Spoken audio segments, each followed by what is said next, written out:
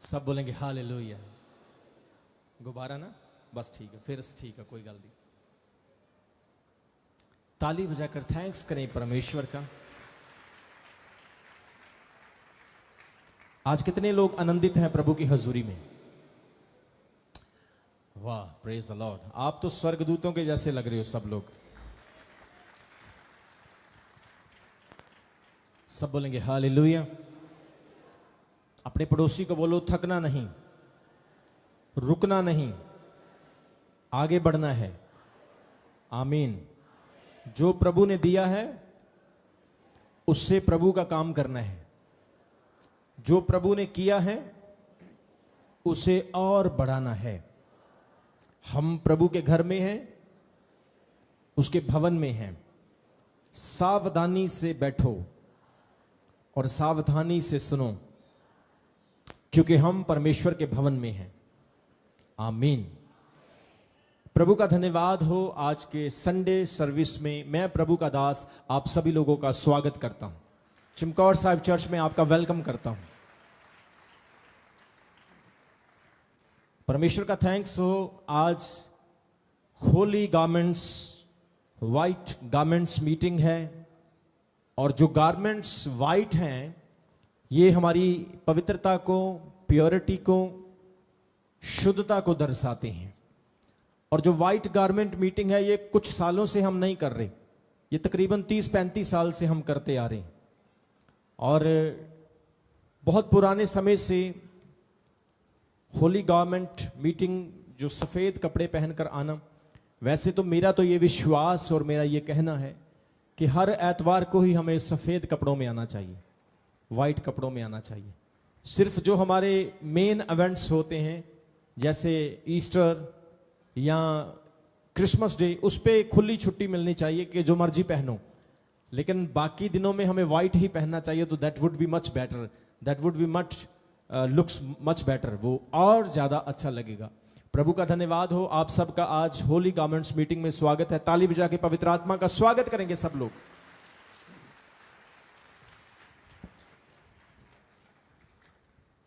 आज परमेश्वर ने जो वचन दिया है हम उस वचन को देखेंगे। कितने लोग आज के वचन को सुनने के लिए तैयार हैं? हमने आराधना की और आराधना में हमने परमेश्वर के आत्मा को महसूस किया। हमने महसूस किया कि प्रभु की उपस्थिति इस भवन में काम करती है। बोलो हालेलुया। कितने लोग यहां पे हैं जो चंगाई पाना चाहते हैं, छुटकारा, आशीष, उन्नति, तरक्की, आत्मा में आगे बढ़ना चाहते हैं, परमेश्वर में आगे बढ़ना चाहते हैं? मैं आपको बताना चाहता हूं, प्रभु में, परमेश्वर में आगे बढ़ने के सिर्फ 3 तरीके हैं। नंबर 1 प्रार्थना, नंबर 2 आराधना और नंबर 3 परमेश्वर का वचन। ये 3 चीजें हैं। अगर आप इन 3 चीजों को अपने जीवन का हिस्सा बना लोगे तो आपको प्रभु में बढ़ने से कोई रोक नहीं सकता। अगर आप आराधना करते हैं, जब आप वर्शिप करते हैं, आराधना करते हैं, तो जरूरी नहीं कि आप गीत गाएं। आराधना का मतलब है जो पवित्र आत्मा आपको कहता आप वो गाएं। और जब आप पवित्र आत्मा के द्वारा वो गाएंगे तो उससे आप देखना आपके आत्मिक जीवन में बड़ी उन्नति होगी।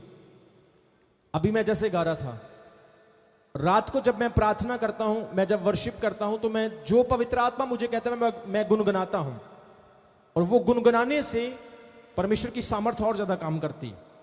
इसी तरह से आपको भी करना है, प्रार्थना, वचन और आराधना। बोलो, फिर बोलो, प्रार्थना, वचन और आराधना। ये 3 चीजें अगर आप अगले 21 दिन तक करो तो मैं आपको गारंटी देता हूं स्वर्गदूत आपको दर्शन देंगे, आपके घर में आएंगे। क्योंकि मेरे साथ ये हो चुका है और मैं चाहता हूं इसे आप भी अनुभव करो, आप भी इसे एक्सपीरियंस करो। तो जब भी आप परमेश्वर के घर में आओ तो आपका मकसद जो होना चाहिए, आराधना, प्रार्थना और वचन। जब आप इकट्ठे होते हैं तो ये एक मौका होता है कि आप प्रभु के लोगों के साथ मिलकर प्रार्थना कर सकें, आप मेरे साथ मिलकर आराधना करते हुए प्रभु का वचन सीख सकें। हम चर्च में एंटरटेनमेंट करने नहीं आते, हम चर्च में एंजॉय करने नहीं आते, हम चर्च में आते हैं परमेश्वर को मिलने के लिए। हम चर्च में आते हैं परमेश्वर से बात करने के लिए। ऐसा नहीं कि परमेश्वर सिर्फ चर्च में बात करता है, अपने घर में नहीं बात करता है। परमेश्वर घर में भी बात करता है, परंतु चर्च एक नियुक्त की हुई जगह है, एक ठहराई हुई प्लेस है जिसे परमेश्वर ने ठहराया है। और परमेश्वर कहता है ये वो स्थान होगा जहां पर मैं ड्वेल हो जाऊंगा। जैसे मूसा के तंबू में, सुलेमान के मंदिर में, दाऊद के डेरे में परमेश्वर ड्वेल होता था, ऐसे ही परमेश्वर कहता है जो स्थान मैंने नियुक्त किया है, जो लोग वहां पर आकर मेरी भक्ति करेंगे, मेरी आराधना करेंगे, मेरी डेवलपमेंट वहां पे होगी, मैं वहां पे अपनी उपस्थिति को भेजूंगा। और आज परमेश्वर अपने वायदे के अनुसार इस स्थान पर अपनी उपस्थिति को भेज रहा है। जोर से बोलेंगे हालेलुया। इसलिए जब भी आप परमेश्वर के घर में आओ तो आपका मेन मोटिव होना चाहिए पवित्र आत्मा को पाना। आपका मेन मोटिव होना चाहिए कि परमेश्वर के अभिषेक को पाना। जब आप खुदा के घर में आते हो, अपने घर से निकलते हो, तो आपका उद्देश्य, आपका मकसद होना चाहिए कि मैं परमेश्वर के घर में जा रहा हूं, मैं मैन ऑफ गॉड को देखने के लिए जा रहा हूं। 6 दिन के बाद मैं प्रभु के दास से मिलूंगा, मैं परमेश्वर के वचन को सुनूंगा। आपका यह मकसद होना चाहिए। लेकिन आज के समय में क्या होता है, जब हम परमेश्वर के घर में आते हैं तो लोग एक दूसरे को मिलने के लिए आते हैं। जब हम परमेश्वर के घर में आते हैं, किसी का ध्यान यहां पे होता है, किसी का ध्यान वहां पे होता है। कई लोग एक दूसरे को नोटिस करने के लिए आते हैं, कई मोबाइल फोन पे लगे रहते हैं, और कईयों का ध्यान चर्च में होते हुए भी संसार की चीजों पर और दुनियावी चीजों पर लगा रहता है। लेकिन परमेश्वर कहता है जब आप खुदा के घर में आए हो, आप जो डिसाइड करके आए हो, परमेश्वर वही आपको देगा। अगर आप अच्छा डिसाइड करके आए हो तो आपको अच्छा मिलेगा, अगर आप बुरा डिसाइड करके आए हो तो आपको बुरा मिलेगा। परमेश्वर के घर में आपके लिए श्राप भी है, आपके लिए आशीष भी है। अगर आप आशीष पाना चाहते हो तो आप 100 गुना पाकर वापस जाओगे। ये आपके ऊपर निर्भर करता है। इसलिए जितने नौजवान हैं, कलीसिया के लोग हैं, जब आप खुदा के घर में आते हो, इस बात को याद रखें कि आप क्यों आए हो, क्यों आप परमेश्वर की हजूरी में आए हो। एक वचन मेरे साथ पढ़िए, उपदेशक की किताब नीति वचन के बाद, कहोता की किताब के बाद, पुराने नियम में भजन संहिता, नीति वचन, फिर सब उपदेशक। उपदेशक की किताब उसके 5 अध्याय, उसके 1 और 2 वचन को हम देखेंगे। उपदेशक की किताब सब उपदेशक उसके 5 अध्याय, उसके 1 वचन और उसके 2 वचन को हम देखेंगे। वहां पे क्या लिखा है, हाँ हम पढ़ेंगे स्क्रीन के ऊपर क्या लिखा है। जब तू परमेश्वर के भवन में जाए तब सावधानी से चलना, सुनने के लिए समीप जाना मूर्ख के बलिदान चढ़ाने से अच्छा है, क्योंकि वे नहीं जानते कि वे बुरा करते हैं। बातें करने में उतावली ना करना, और ना अपने मन में कोई बात उतावली से परमेश्वर के सामने निकालना, क्योंकि परमेश्वर स्वर्ग में है और तू पृथ्वी पर है, इसलिए तेरे वचन थोड़े ही हो। पवित्र वचन कहता है कि जब तू परमेश्वर के घर में जाए तो सावधानी से जाना। जब आप परमेश्वर के घर में आते हैं तो आपको केयरफुली आना है, सावधानी से आना है। आप क्या सुन रहे हैं, आप क्या गा रहे हैं, आप क्या इमेजिन कर रहे हैं, आपको समझना होगा। वहां पे लिखा जब तू परमेश्वर के घर में जाए तो सावधानी से जाना, क्योंकि मूर्खों के बलि चढ़ाने से अच्छा है कि तुम सुनो। बलि चढ़ाने से अच्छा है कि तुम परमेश्वर की आवाज को ग्रहण करो। परमेश्वर बलि चढ़ाने वाले व्यक्ति को नहीं, परमेश्वर सुनने वाले व्यक्ति को पसंद करता है। वचन में लिखा है जब तू परमेश्वर के घर में जाए, उसके भवन में जाए, तो अपना पैर फूक फूक के रखना, सावधानी से रखना। जब आप परमेश्वर के घर में आते हो, यहां पे परमेश्वर की उपस्थिति है, यहां पे खुदा बात करता है, यहोवा का अनुग्रह यहां से आपके ऊपर आता है। इस वेदी से परमेश्वर आपके लिए चंगाई भेजता है, छुटकारा भेजता है। यहां से आपके लिए आने वाले भविष्य की बातें आपको बोली जाती है। इस भवन में परमेश्वर भविष्यवाणियों के द्वारा बात करता है। परमेश्वर अपने भवन में रहता है। क्यों खुदा ने मूसा को कहा कि मेरे लिए तंबू बना? क्योंकि परमेश्वर के लिए भी एक स्थान जरूरी है। क्यों परमेश्वर ने कहा दाऊद को एक डेरा बना, और दाऊद ने पत्थरों का एक डेरा बनाया, एक तंबू टेंट लाकर बनाया, और वहां पर वो 2000 लोगों के साथ परमेश्वर की आराधना करता था। क्यों सुलेमान को बोला गया कि तू मेरे लिए एक तंबू, एक मंदिर बनाना? दाऊद उसे नहीं बना सका, लेकिन सुलेमान ने, बाइबल कहती है, वो मंदिर बनाया, और जब वो मंदिर बनाया, वो मंदिर फिर से तोड़ दिया गया। बेबीलोनियों ने उसे तोड़ दिया, और आज तक वो मंदिर दोबारा नहीं बन पाया है। आज तक उस मंदिर को बनाने की कोशिशें की जा रही है। यहूदी लोग उस मंदिर को, उस हैकल को बनाने की कोशिश कर रहे हैं, और परमेश्वर ने उनको रिक्वायरमेंट यह दी थी कि जब तुम उस मंदिर को बनाओगे तो तुम लोगों ने 5 बछड़ियां ऐसी ढूंढनी है, ऐसे 5 बछड़ियां, ऐसी बच्चियां ढूंढनी है जो लाल रंग की हो, जिसके बालों में एक भी बाल सफेद नहीं होना चाहिए, वो 2 साल से कम उम्र के होने चाहिए, और वो निष्कलंक होने चाहिए, उनके कंधे पर जुआ नहीं रखा होना चाहिए, वो कभी खेतों में काम करने वाली नहीं होनी चाहिए। और मैं आपको बताना चाहता हूं, आज तक वो बच्चियां यहूदी लोगों को नहीं मिली है। मंदिर का काम रुका हुआ है, और जिस दिन मंदिर बनेगा उस दिन दुनिया में बहुत बड़ा युद्ध होगा, उस दिन दुनिया में बहुत बड़ी जंग होगी। सब लोग यहूदी लोगों के खिलाफ खड़े हो जाएंगे, और वहां पर जो इस वक्त मुस्लिम लोगों का एक टेंपल, जिसे हम टॉम्ब रॉक कहते हैं, टॉम्ब ऑफ रॉक कहते हैं, वो बनी, उसको तोड़ा जाएगा, वहां पर यहूदियों का मंदिर बनाया जाएगा। और मैं आपको बताना चाहता हूं, बाइबल की बहुत बड़ी भविष्यवाणी पूरी होगी। यहूदी लोगों को घेर कर पूरी दुनिया को वहां पर लाया जाएगा, मारा जाएगा यहूदी लोगों को, और वहीं पर यीशु मसीह दोबारा फिर से आएंगे, प्रकट होंगे। जोर से बोलेंगे हालेलुया। सो परमेश्वर को भवन चाहिए, परमेश्वर चाहता है कि उसके लिए भवन हो, और आज परमेश्वर ने आपको एक भवन दिया है, वो चमकौर साहिब में है। और प्रभु कहता है जब तुम यहां पे आते हो तो तुमने क्या करना है, अपना पैर चौकसी के साथ रखना है। परमेश्वर के घर में जब हम आते हैं, हमें बड़ी सावधानी से आना है, क्योंकि वो यहोवा परमेश्वर स्वर्ग में रहता है, और वो कहता है तुम पृथ्वी पर हो।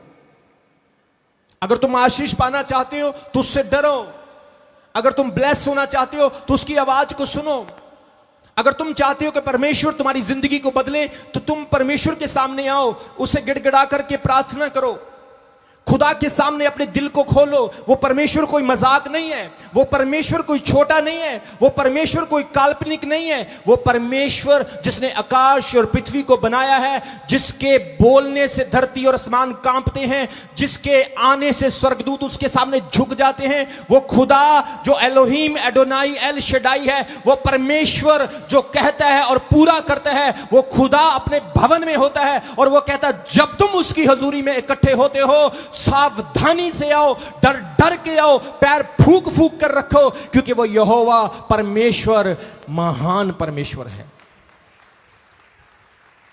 जोर से बोलेंगे हालेलुया। वो कहता है जब तू परमेश्वर की हजूरी में जाए तो अपना पैर सावधानी से रखना। मेरे प्रियो, आज कई बार हम परमेश्वर की हजूरी में आते हैं, लेकिन हमारा ध्यान परमेश्वर की हजूरी में नहीं होता। आज कई बार हम खुदा के साथ बात करने के लिए आते हैं, लेकिन हम एक दूसरे को नोटिस करते रहते हैं, वो बहन अच्छी नहीं, वो भाई अच्छा नहीं। कई लोग मोबाइल फोन पे चर्च में भी लगे रहते हैं, चर्च में लड़ाइयां करते रहते हैं। कोई कहता है मैं सबसे बड़ा गुंडा हूं, कोई कहता है मेरे अंदर सबसे ज्यादा ताकत है, कोई कहता है मैं दादागिरी ज्यादा दिखाता हूं, मेरे अंदर सबसे ज्यादा पावर है। आप परमेश्वर के घर में क्या करने के लिए आए हो? परमेश्वर आपसे पूछता है। परमेश्वर आपसे कहता है क्या मुझे मिलने के लिए आए हो या सिर्फ लंगर खाने के लिए आए हो? परमेश्वर कहता है क्या तुम मुझे देखने के लिए आए हो या सिर्फ एक दूसरे की गलतियां नोट करने के लिए आए हो? वो कहता है जब तुम बरकत पाना चाहते हो, आशीष पाना चाहते हो, अगर तुम अपने जीवन में बढ़ना चाहते हो, तो तुम्हें परमेश्वर के घर में यह सोच के आना है कि मैं किसी इंसान से नहीं, मैं अपने प्रभु से मिलने के लिए जा रहा हूं, मैं प्रभु से बात करने के लिए जा रहा हूं। वो कहता अपना पैर फूक फूक के रख, अपना पैर सावधानी से रख। मान लो आप प्रधानमंत्री से मिलने के लिए जा रहे हैं, आप प्रधानमंत्री को कैसे मिलने के लिए जाएंगे? वहां पे एक प्रोटोकॉल होता है, सिस्टम होता है। आप ऐसे नहीं कि ऐसे करके प्रधानमंत्री के पास जाएंगे और उसको बोलेंगे हाँ जी सर नरेंद्र मोदी जी प्रधानमंत्री जी, प्रेज द लॉर्ड, आप उसको ऐसे नहीं मिल सकते। उसको मिलने के लिए आपको पहले अपॉइंटमेंट लेना होगा, अपनी अर्जी डालनी होगी, फिर आपको समय लगेगा, फिर आपको टाइम मिलेगा, फिर आपको वेटिंग हॉल में कई कई घंटे तक बिठाया जाएगा। कई घंटों के बाद आपकी बारी आएगी, आपका फोन बंद करवाया जाएगा, आपको चेक किया जाएगा, आपकी सिक्योरिटी होगी। पूरी तरह से आपका चेक होने के बाद आपको प्रधानमंत्री जी के पास लेकर जाया जाएगा। फिर आपको बोला जाएगा कि आपने बोलना क्या है, आपका वहां पर विषय क्या है, कितना समय आप वहां पर बैठोगे, 1 मिनट 2 मिनट, कितना टाइम आपको दिया जाएगा। फिर आप प्रधानमंत्री से मिलते हो। आप उनके साथ सेल्फी नहीं ले सकते, आप उनके साथ जितना समय है उतना ही व्यतीत कर सकते हो। प्रधानमंत्री जो एक देश को चलाता है, उससे मिलने के लिए, उसके पास जाने के लिए, उसके समीप जाने के लिए इतना बड़ा प्रोटोकॉल है। और हमारा परमेश्वर तो जिसने आसमान और जमीन को बनाया, हमारा परमेश्वर जिसने मुझे और आपको बनाया, वो परमेश्वर जिसके बोलने से पृथ्वी और आकाश कांप जाते हैं, जिसके सामने स्वर्गदूत भी झुक जाते हैं, हमें उसके सामने कैसे जाना चाहिए, ये आज आपको सोचना होगा। और परमेश्वर का वचन कहते हैं, जब तू परमेश्वर की हजूरी में जाए तो सावधानी से जाना। आज परमेश्वर कहता है, नौजवानों कहां है तुम्हारा ध्यान, कलीसिया कहां है तुम्हारा ध्यान। जब तुम परमेश्वर के भवन में आए हो, परमेश्वर चाहता है कि वो तुम्हें तकड़ा बना दे यीशु मसीह के नाम में। परमेश्वर चाहता है वो तुम्हें मजबूत बना दे, वो तुम्हारी मुश्किलों को दूर कर दे, वो तुम्हारी लड़ाइयों को खत्म कर दे। परमेश्वर चाहता है वो तुम्हारी आफतों को, तुम्हारी गरीबियों को, कर्जों को, श्रापों को तोड़ दे। लेकिन आपका ध्यान उस परमेश्वर पर नहीं होता, आपका मन उस खुदा के साथ नहीं जुड़ा होता, जिसके कारण परमेश्वर की ब्लेसिंग आपके पड़ोसी को मिल जाती है, आपको नहीं मिलती है। लेकिन आज परमेश्वर का आत्मा कह रहा है, जब तू खुदा की हजूरी में आए तो ये सोच ले कि तू कैसे आया है। मेरे प्रियो, जब भी मैं परमेश्वर के घर में आता हूं, मैं पुलपिट के ऊपर झुक करके उसके सामने अपने सर को झुकाता हूं, क्योंकि मुझे मालूम है कि यह वो स्थान है जिस स्थान ने मुझे बरकत दी है, जिस स्थान ने मुझे जीरो से हीरो बनाया है। क्योंकि मैं जानता हूं यह वो चर्च है जिस चर्च से परमेश्वर ने मुझे बोलना सिखाया है, परमेश्वर ने मुझे दान और वरदान दिए हैं। क्योंकि मैं जानता हूं मैं तो कुछ नहीं था, मैं तो निकम्मा था, मैं तो खुदा से दूर था, मैं तो पापी इंसान था। लेकिन यह वो भवन है, यहां पर वो परमेश्वर रहता है, जिस परमेश्वर ने मेरी लाइफ में बड़े बड़े चमत्कार किए हैं, और मैं उसके सामने झुक जाता हूं। आज परमेश्वर का आत्मा कह रहा है, अगर आप भी उस परमेश्वर से आशीष पाना चाहते हैं, आप भी अपनी लाइफ को बदलना चाहते हैं, आप भी खुदा की आवाज को सुनना चाहते हैं, आप भी अपने हालातों को बदलता हुआ देखना चाहते हैं, तो आज उस परमेश्वर के सामने झुक जाओ, आज उस परमेश्वर के सामने दंडवत करो, आज उस परमेश्वर के सामने अपने पापों का अंगीकार करो। वो परमेश्वर कह रहा है, आज तुम यहां से खाली वापस नहीं जाओगे यीशु मसीह के नाम में। जोर से बोलेंगे हालेलुया। प्रभु के वचन में लिखा, जब तू परमेश्वर की हुजूरी में जाए तो अपना पैर फूक फूक के रख। बाइबल कहती है, दाऊद ने कहा, धन्यवाद के साथ उसके आंगनों में प्रवेश करो। भजन संहिता 100 अध्याय उसके 1 वचन में वो कहता है, 4 वचन में कहता है, धन्यवाद के साथ उसके आंगनों में प्रवेश करो। When you come in the presence of God, जब आप परमेश्वर की हजूरी में आते हैं तो धन्यवाद करते हुए प्रवेश करो, चुगलियां करते हुए प्रवेश ना करो, संसारिक बातें करते हुए प्रवेश ना करो, गंदे गाने गाते हुए प्रवेश ना करो, गंदी रीलें देखते हुए प्रवेश ना करो। दाऊद कहते हैं, धन्यवाद के साथ परमेश्वर की हजूरी में प्रवेश करो। कैसे धन्यवाद करना है? आप जैसे ही चर्च के गेट के अंदर दाखिल होते हैं, हाथ उठाकर सबसे पहले बोलो, हे यहोवा तू धन्य है, हे परमेश्वर तू धन्य है। मैं हाथ उठाकर तेरी तारीफ करता हूं कि तेरे योग्य कोई खुदा नहीं। और फिर देखो वो खुदा कैसे आपको चंगा करता है। लंगड़े चलेंगे फिर यीशु मसीह के नाम में, बीमार चंगे होंगे यीशु मसीह के नाम में, आपको खुशखबरी मिलेगी यीशु मसीह के नाम में। लेकिन वो कैसे होगा? जब आप खुदा को खुदा वाले तरीके से मिलेंगे। वो कहता है, धन्यवाद के साथ उसके आंगनों में स्तुति करते हुए, महिमा करते हुए प्रवेश करो। आज परमेश्वर कहता है, आप कैसे उसकी हुजूरी में आते? कई बहनें कहती, मैं तो चर्च नहीं जाऊंगी क्योंकि मैं उसे पसंद नहीं करती हूं, मैं चर्च नहीं जाऊंगा, वहां पे मेरा भाई आता, मैंने उसके पैसे देने। अरे भाई, तूने पैसे देने, क्या घर रहकर पैसे दे पाएगा? अगर परमेश्वर की हजूरी में आएगा तो खुदा तेरे लिए कोई रास्ता भी खोलेगा, प्रभु तेरे लिए द्वार भी खोलकर तुझे दिखाएगा। जोर से बोले हालेलुया। सबको जय मसीह की। मैं जतिन बब्बर और आप देख रहे हैं मसीह परिवार चैनल। जैसे कि आप सब जानते हैं कि मैं इस चैनल पे प्रभु के अलग अलग दासों की वीडियोस डालता हूं, तो अगर आपको हमारा चैनल अच्छा लगता है तो आप इस चैनल को ज़्यादा से ज़्यादा सब्सक्राइब जरूर करें, ताकि आप प्रभु के वचन को सुन सके। वीडियोस को ज़्यादा से ज़्यादा शेयर करें ताकि जिन लोगों तक वचन नहीं पहुंचा उन तक भी वचन पहुंच सके। सबको जय मसीह की। एक बार मैं आपसे दोबारा कहूँगा कि इस चैनल को सब्सक्राइब जरूर करें और वीडियोस को ज़्यादा से ज़्यादा शेयर करें। जय मसीह की।